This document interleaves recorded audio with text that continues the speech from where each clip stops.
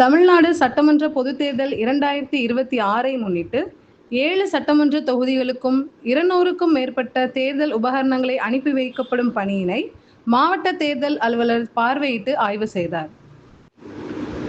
தமிழ்நாடு சட்டமன்ற பொதுத் தேர்தல் 2026ஐ முன்னிட்டு மாவட்ட ஆட்சியர் அலுவலகத்திலிருந்து திண்டுக்கல் மாவட்டத்தில் உள்ள 7 சட்டமன்ற தொகுதிகளுக்கும் 200க்கும் மேற்பட்ட தேர்தல் உபகரணங்களை அனுப்பி வைக்கப்படும் பணியினை மாவட்ட தேர்தல் அலுவலர் மற்றும் மாவட்ட ஆட்சியர் தலைவர் சரவணன் பார்வையிட்டு ஆய்வு செய்தார். திண்டுக்கல் மாவட்டத்தில் உள்ள 7 சட்டமன்ற தொகுதிகளுக்கும் அனுப்பி வைக்கப்படும் தேர்தல் உபகரணங்களை அந்தந்த தொகுதிகளுக்கு நியமிக்கப்பட்டுள்ள தேர்தல் அலுவலர்கள் வாக்குப்பதிவு நடைபெறும் மையங்களுக்கு அனுப்பி வைக்கப்படும் பணியினை மேற்கொள்ளுதல் வேண்டும் என்று மாவட்ட தேர்தல் அலுவலர் மற்றும் மாவட்ட ஆட்சித்தலைவர் சரவணன் தெரிவித்துள்ளார்.